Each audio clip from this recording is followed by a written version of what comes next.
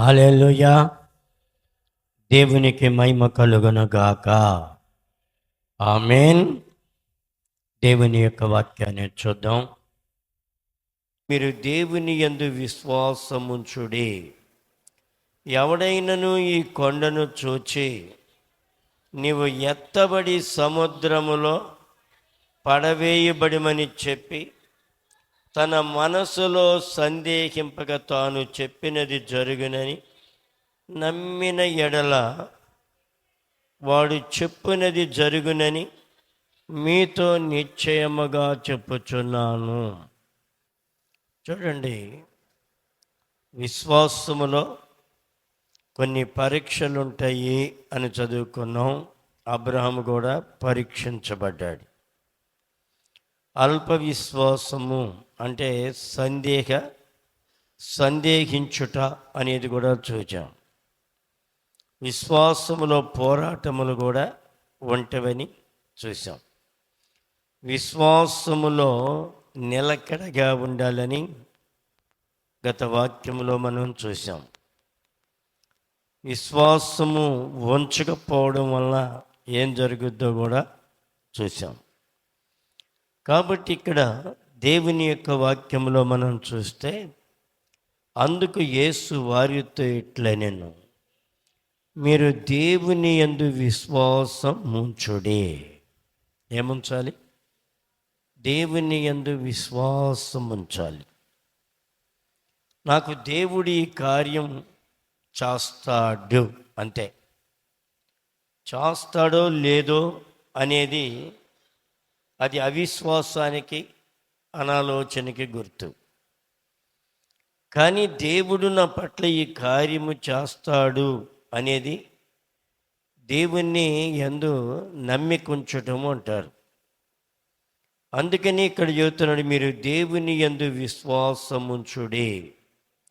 ఎవడైనను ఈ కొండను చూచి నీవు ఎత్తబడి సముద్రములో పడవేయబడిమని చెప్పి తన మనసులో సందేహింపక తాను చెప్పినది జరుగునని నమ్మిన ఎడల వాడు చెప్పునది జరుగునని మీతో నిశ్చయముగా చెప్పుచున్నాను.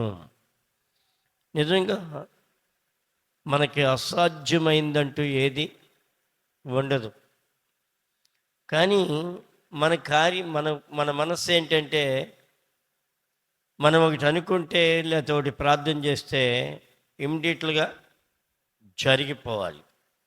అది మన మనస్సు.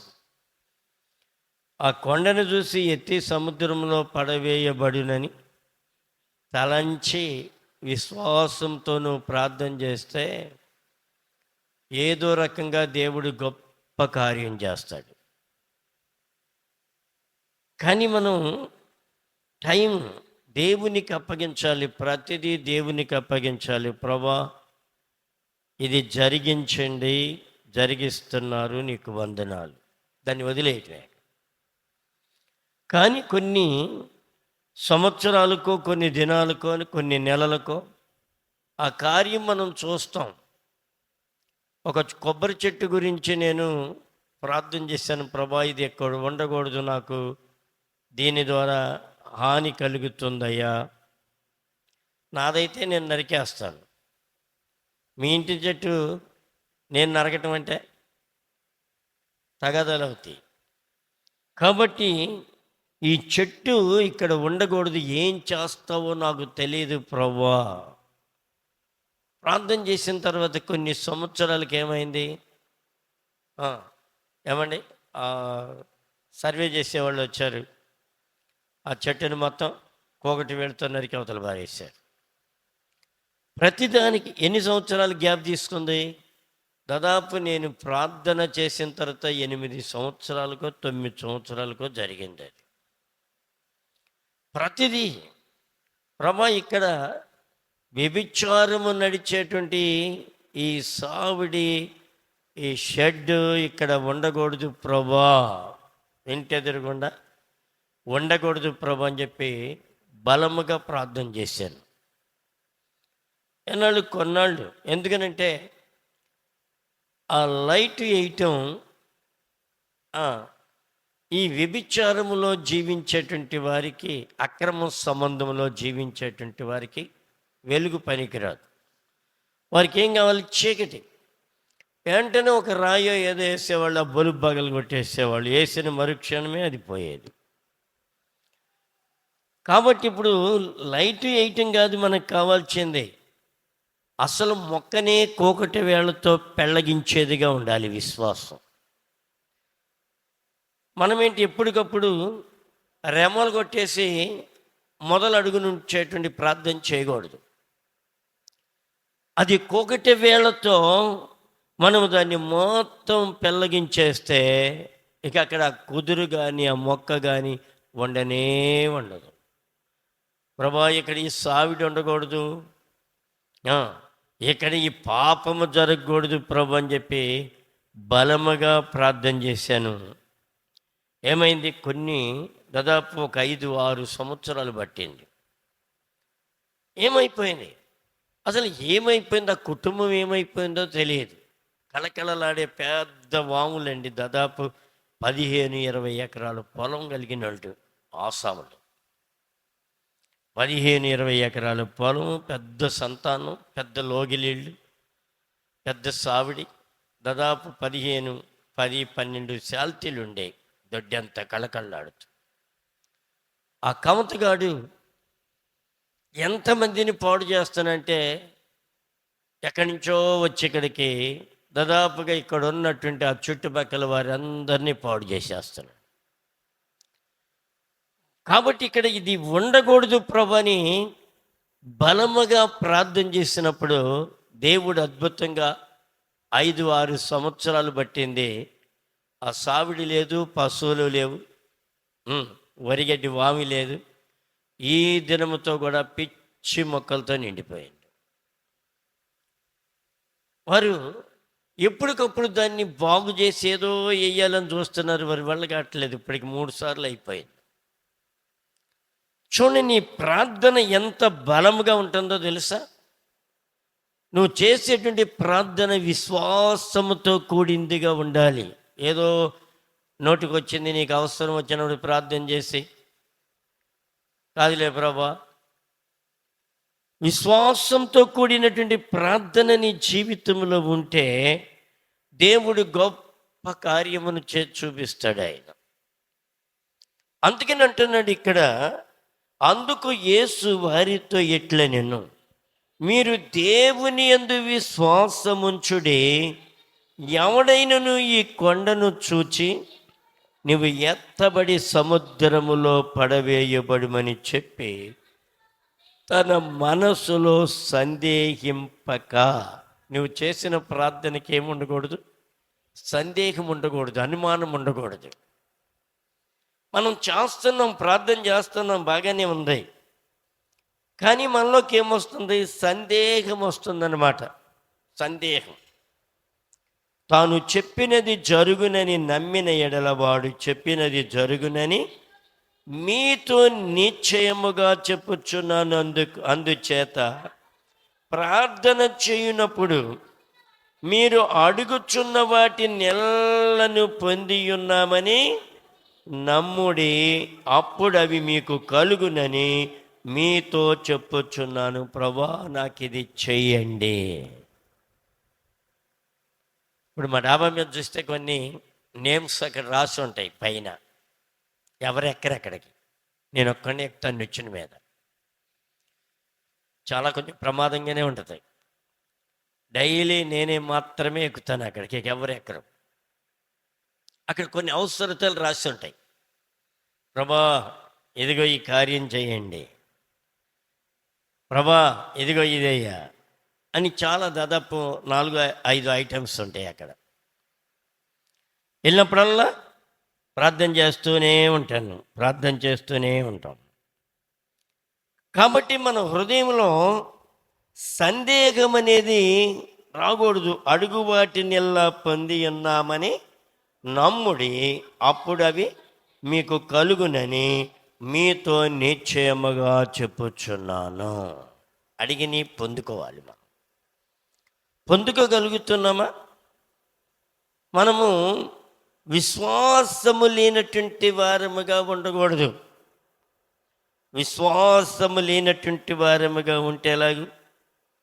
అందుకని మార్కు సువార్త 16వ అధ్యాయము 16వ వచనం చూడండి. ఇక్కడ ఏమన్నాడు?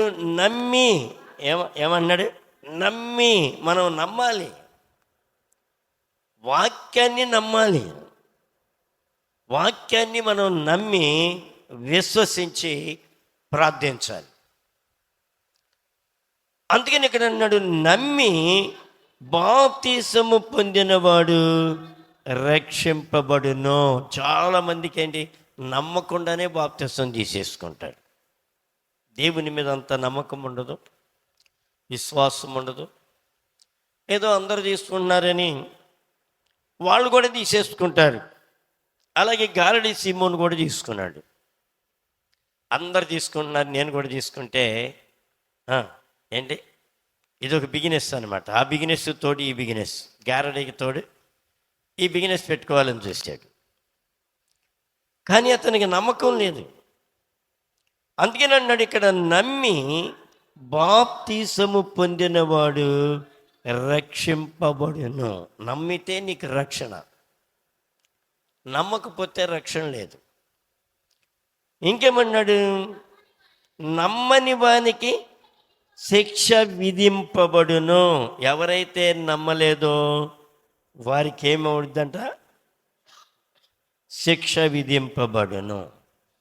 నమ్మిన వారి వలన ఈ సూచక క్రియలు కనబడును.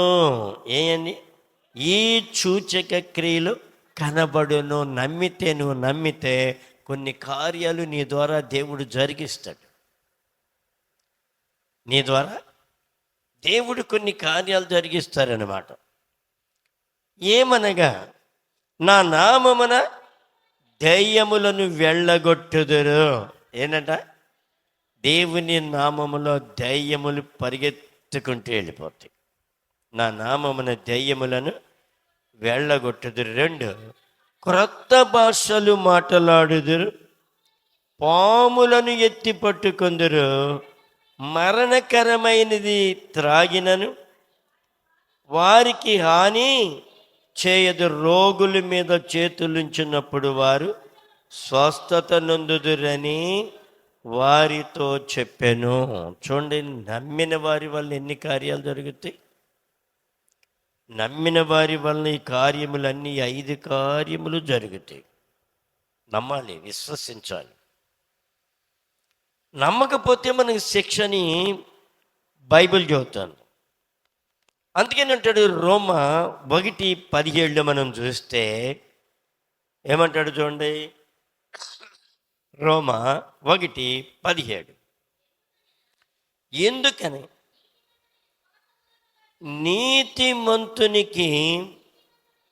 నీతిమంతుడి విశ్వాసమూలమున నీతిమంతుడి విశ్వాసమూలముగా జీవింతునని వ్రాయబడిన ప్రకారం. చూడండి ఏమన్నాడు? విశ్వాసము మూలముగా, అంతకంతకు విశ్వాసము కలుగునట్లు దేవుని నీతి దాని యందు బయలుపరచబడెను. చూడండి, మన విశ్వాసం ఎలాగ ఉండాలంట? అంతకంతకు డెవలప్ అవ్వాలంట. అంతకంతకు డెవలప్ విశ్వాసం. చాలామందిని నేను చూస్తే ఆరంభములో ఉన్న విశ్వాసము 10, 12, 13 సంవత్సరాలు వచ్చేటప్పటికి ఆ విశ్వాసం అంతా దిగిపోతూ ఉంటుంది. వీరు ఎలాగైపోతారంటే రాను రాను నామక అంటే లోగడ రాకముందు లోకములో ఎలాగున్నారో అలాంటి స్థితిలోకి దిగజారిపోతారు. ఇలాగ విశ్వాసం ఉండదు. అప్పుడు ఆరంభంలో చాలా మంచి విశ్వాసం ఉంటుంది. ఏదైనా దేవుని కొరకు చేయాలి, దేవుని కొరకు పరిగెలెత్తాలి, దేవుని కొరకు మనం ప్రార్థన చేయాలి, దేవుని కొరకు 70 త్యాగం చేసేసి మందిరానికి వెళ్ళిపోవాలి. ఎన్ని ఆశలు ఉంటాయి, చాలా ఆసక్తిగా ఉంటాయి. కానీ రాను రాని ఎప్పుడైతే విశ్వాసం అనేది సన్నగిల్లిపోయిందో ఏమవుతారంటే విశ్వాసఘాతుకులుగా మారిపోతారట. 2 రాజుల గ్రంథం 17 అధ్యాయం 14, 15 కూడా చూడండి. 2 రాజుల గ్రంథము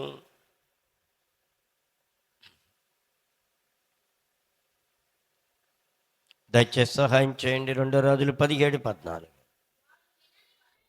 వారు వినని వారు ఏమినట్లేదు, దేవుని యొక్క మాట వినని వారై తమ దేవుడైన యెహోవా దృష్టికి విశ్వాసఘాతకులైన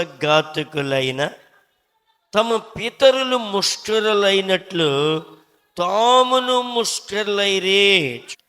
వాళ్ళు అలాగ చేస్తున్నారండి, వీళ్ళు ఇలాగ చేస్తున్నారండి. మన నెంబర్ మల్లేశ్వర తండ్రి చనిపోయాడు. బా ఎంత ఎంత పోరాటం అండి. అందుకనే కులంలో ఉండకూడదు.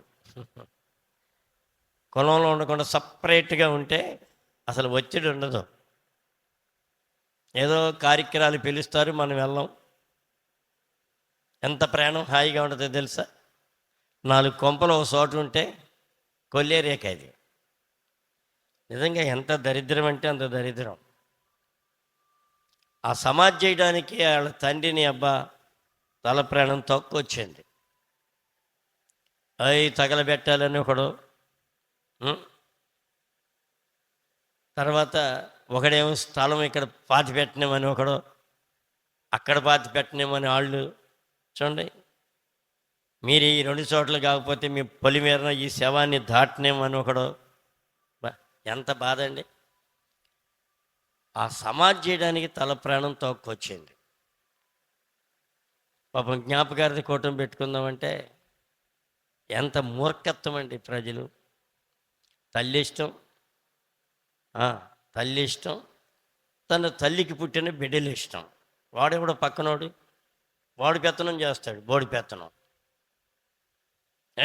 మేము వారసులను గంగలో దిగి వాళ్ళని జయించే శక్తి కోల్పోతున్నారు. కులంలో ఉంటే అదే బాధ. కులంలో ఉంటే చాలా బాధ. ఎంత వేదనో తెలుసా.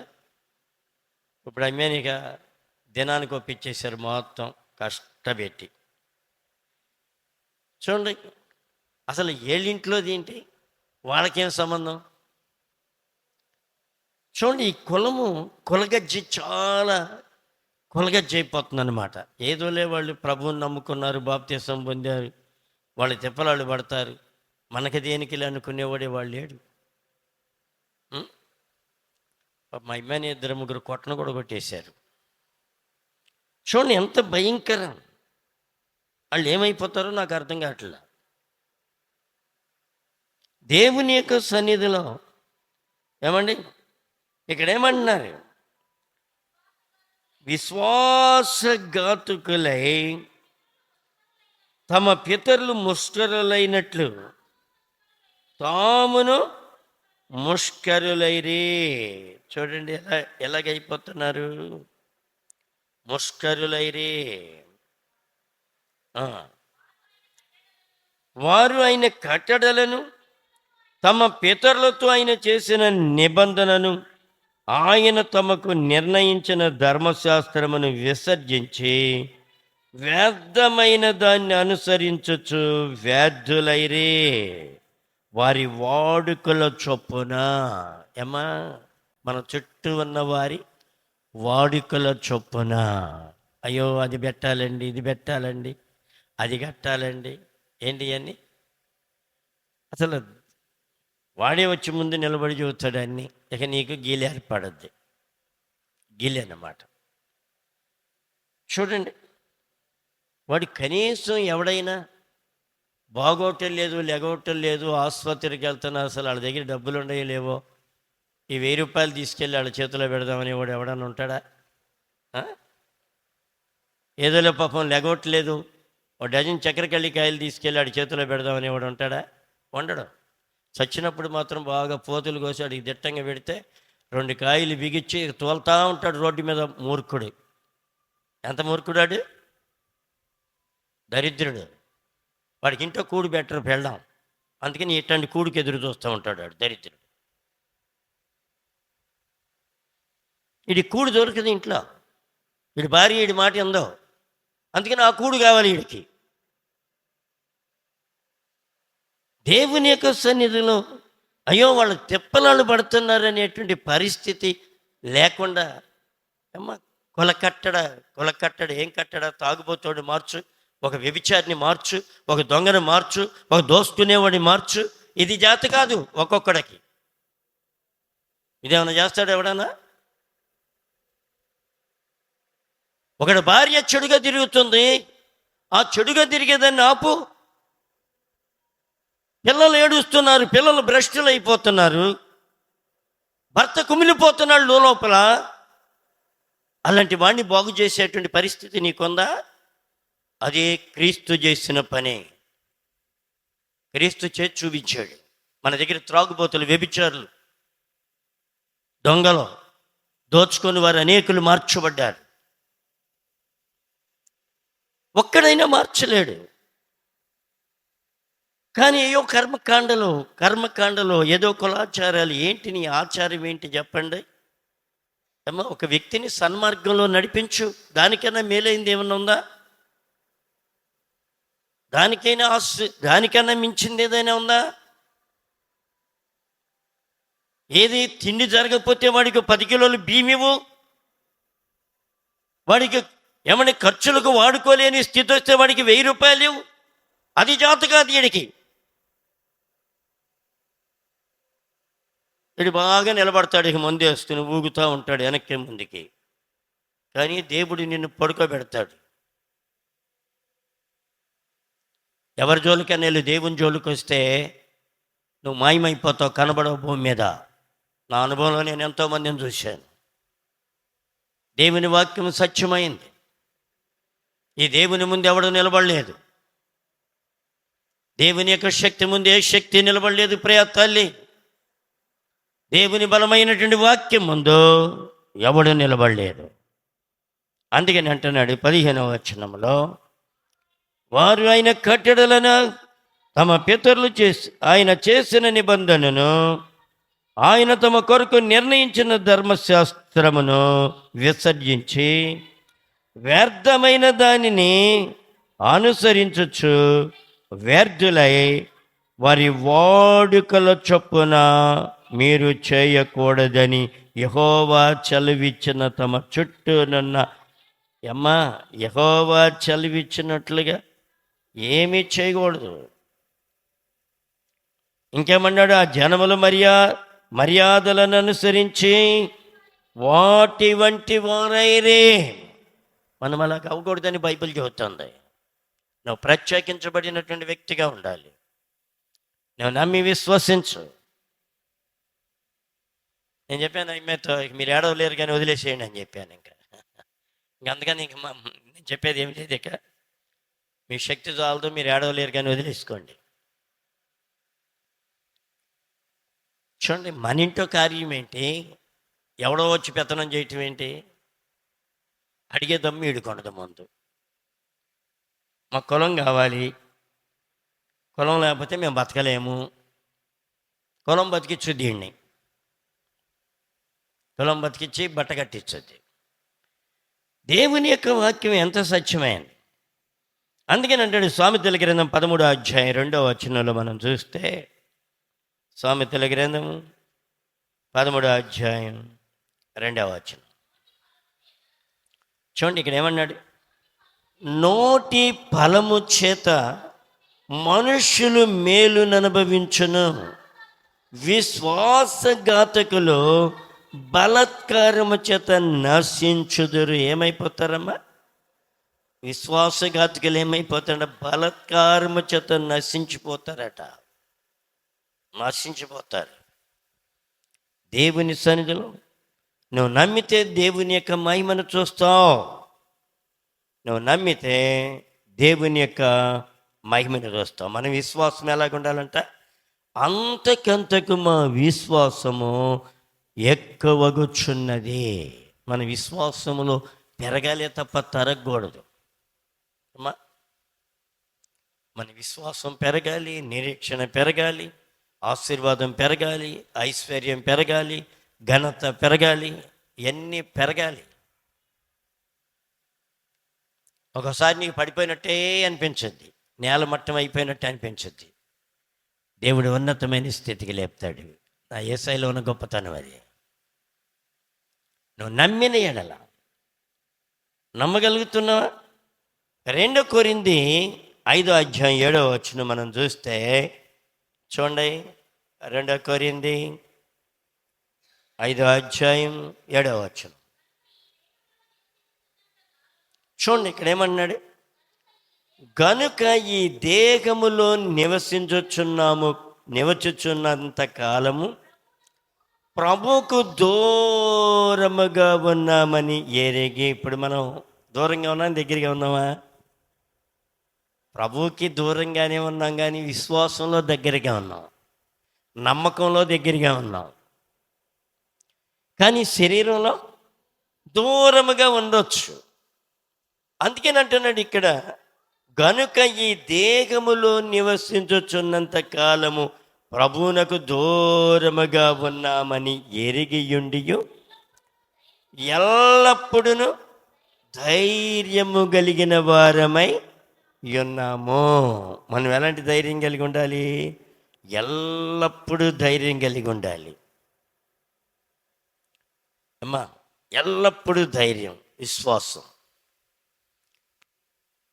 ఇట్లు ధైర్యము కలిగి ఈ దేహమును విడిచిపెట్టి ప్రభువునొద్ద నివసించుటకు ఇష్టపడుచున్నాము. భయపడేవాడెవడని ఉండాడా? మరణం అంటే సరైన మారు మనసు పొందినడు మరణం అంటే అసలు భయపడ్డాడు. మరణం అంటే భయపడ్డు. ఎందుకు? నేను రక్షించబడ్డాను, ఆయన రక్తంలో కడగబడ్డాను, పవిత్రపరచబడ్డాను. ఇంకెందుకు మరణం అంటే భయం? ఉంటే ఇక్కడ ఉంటాను, లేకపోతే అక్కడ ఉంటాను. 2 స్థలాలు ఉన్నాయి మనకి. మూడో స్థలానికి మనం రాజీనామా చేసేసాం. ఎప్పుడైతే నువ్వు శిలువ రక్తంలో కడగబడ్డావో, ఎప్పుడైతే నీ పాపాలు ఒప్పుకొని పశ్చాత్తాపపడ్డావో, ఎప్పుడైతే నీ పాపాల నిమిత్తం నువ్వు కన్నీరు విడిచావో, ఆ 3వ స్థలం అయినటువంటి నరకానికి నో ఎంట్రన్స్. నువ్వు వెళ్ళవేక. ఉంటే 2 స్థలాల్లో ఉంటే ఇక్కడ, లేకపోతే పరలోక రాజ్యంలో ఉంటావు. చూడండి, ఇక్కడ మరణము అంటే కూడా భయము లేని వ్యక్తిగా ఉంటాం మనం. భయము లేనటువంటి వ్యక్తిగా. అందుకని అన్నాడు, ఈ దేహములో నివసించుచున్నంత కాలం ప్రభువుకు దూరముగా ఉన్నామని ఎరిగియుండియు ఎల్లప్పుడూ ధైర్యము గలవారమై ఉన్నాము. అమ్మా, ఏంటి మన ధైర్యం? మన దేవుడే మన ధైర్యం. మన దేవుడే మనకు ధైర్యం. మనకు కులం అవసరం లేదు, ఎవరు అవసరం లేదు. ఎవరు మన ధైర్యం అంటే మన ప్రభే, ప్రియప్రభే ధైర్యం, విశ్వాసం. అందుకని అన్నాడు, ధైర్యము కలిగి ఉండి ఎల్లప్పుడూ ధైర్యము గలవారమై ఉన్నాము. ఇట్లు ధైర్యము కలిగి ఈ దేహమును విడిచిపెట్టి ప్రభువునొద్ద నివసించుటకు ఇష్టపడుచున్నాము. కావున ఈ దేహమందు ఉన్నను, దేహమును విడిచినను ఆయనకిష్టులమై ఉండవలనని మిగుల అపేక్షించుచున్నాము. ఎలాగుండాలంటే మనం ఆయనకు ఇష్టలై ఉండాలట. ఇష్టలై ఉన్నామా? దేవునికి ఇష్టలుగా ఉండాలట. ప్రభా, నీకు ఇష్టడుగా నేను ఉండాలయ్యా, నీకు ఇష్టమైన వారికి నేను చేయాలి ప్రభా అనేటువంటి మనస్సుని నా జీవితంలో ఉండాలి. అందుకని అంటాడు గలతీ, చివరిగా చూడండి, గలతీలు రాసిన పత్రిక 3:26 మనం చూస్తే, గలతీ 3:26, యేసుక్రీస్తునందు మీరందరూ విశ్వాసము వలన దేవుని కుమారులై ఉన్నారు. క్రీస్తులోనికి బాప్తిసము పొందిన మీరందరూ క్రీస్తుని ధరించుకొని ఉన్నారు. ఎవరిని ధరించుకున్నాం? క్రీస్తుని ధరించుకొని ఉన్నారు. ఇందులో యూదుడని గ్రీసు దేశస్థుడని లేదు, దాసుడని స్వతంత్రుడని లేదు, పురుషుడు స్త్రీ అని లేదు. యేసుక్రీస్తునందు మీరందరూ ఏకముగా ఉన్నారు. అది నో క్యాస్ట్. అమ్మా, ఓ మా కులం కావాలండి, మా కులం అండి, కులం అండి, కులం అండి. ఏంటి, ఏం చేసింది నీ కులం? చెప్పండి. ఏం చేసింది నీ కులం? ఏమన్నా చేసిందా? అమ్మా, అన్ని కీడి బుద్ధులు ఉంటాయి తెలుసా కులంలో. కులంకే కీడి బుద్ధులు ఉంటాయి. అవునా కదా? నేను ఇక్కడి నుంచి శ్రీకాకుళంలో వ్యవసాయం చేయడానికి వెళ్తే అన్ని కీడి బుద్ధులే. ఇక పొలం వేయకూడదురా బాబు ఇక్కడ అనే పరిస్థితికి వచ్చాడు. అరే బాబు, నేను ముందు పెట్టుకుంటాను నీళ్ళు, ఎక్కడికో వెళ్ళిపోవాలి కంటే ఊళ్ళో వాడు లేదు లేదు నేను పెట్టుకున్న తర్వాత పాపం మన మన వాళ్ళందరూ ఉండారు, పండు శ్రీను అందరూ ఉండారు. పాపం రాత్రి అంతా 2 గంటల వరకే నీళ్లు పెట్టి వచ్చాం మినుంచానికి. కులమే ఎంత దరిద్రపు కులం ఏమ్మా. పక్కోడన్నా జాలి పడతాడు, వీడు కులపోడు జాలి పడతాడా? చెప్పండి. ఎవడు జాలి పడ్డా అయ్యో అని జాలి పడేవాడు ఒక్కడు కూడా ఉన్నాడండి. ఎంత దరిద్రంలో చూడండి. అందుకని మనం దేవుని మీద మన విశ్వాసంతో అనుకోవాలి. ఎఫెసీ 1:13 అంటాడు, దేవుని ఆత్మచేత ముద్రించబడితేమి. ఏమన్నాడు? ఎఫెసీ 1:13 చూడండి.